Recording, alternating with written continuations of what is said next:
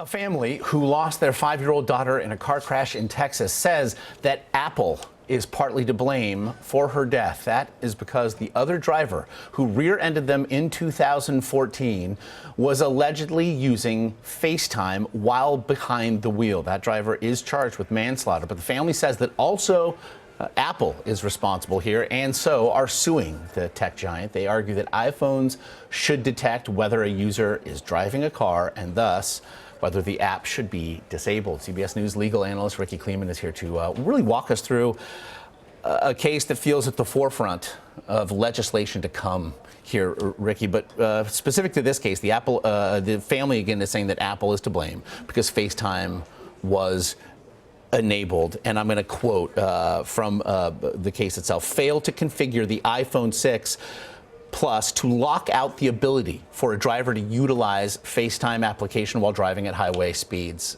What do you make of the argument here? Well, I give the lawyer a 9.9 for effort and for creativity. And I mean that tongue-in-cheek, but I do mean it somewhat sincerely. The reality of this case is that I say Apple will not be held liable, and the likelihood is that the case will be dismissed. Nevertheless, I think it is important to raise awareness through this unique legal theory that Apple got a patent back in 2008, or applied in 2008. They got the patent in 2014 that has the potential to develop technology to lock out certain applications, such as FaceTime, perhaps texting, other things where you would be involved as a driver.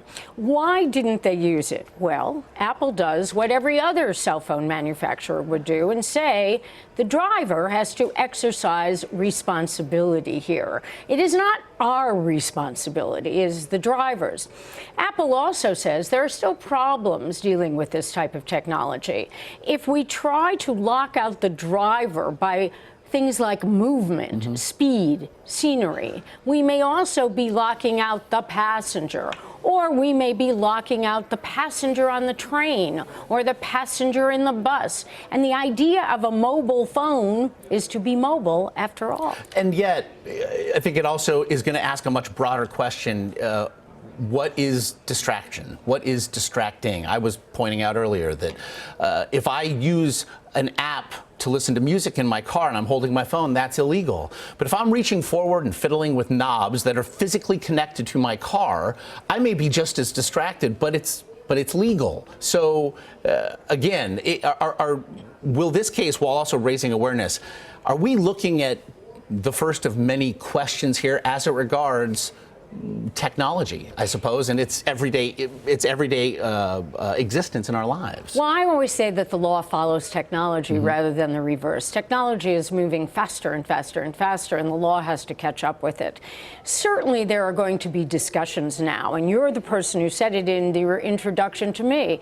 Isn't this an issue for the legislature? Isn't this a time to have hearings about these devices and how they have the ability not only to distract drivers, they have the ability to addict drivers. But the idea, frankly, to me, of someone using FaceTime in their phone is preposterous when they're behind the wheel. The entire point of FaceTime is to hold that phone up to, or your iPad, up to your face. It's not like you're looking, or even if you're looking down at your phone. It's a complete and utter distraction, and that is not something that we want to encourage. We know that deaths of texting by driving, and in an odd way, this is a form of texting as much as it is a form of being on the phone in a phone call, and it combines the worst qualities of both. This is really a hazard.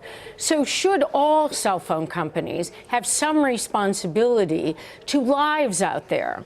I am sure that when Apple defends, it's going to defend on the basis of a motion to dismiss and say that perhaps what it could do in the cosmos is not about what it should be held liable before.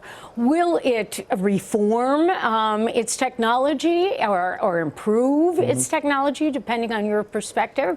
Perhaps, but that's going to be a voluntary compliance of all of the cell phone companies. Bet your bottom dollar, Apple's not doing it unless Samsung and Google and others are doing it too. And we should point out, you mentioned the patent was applied for in 2008, received in 2014.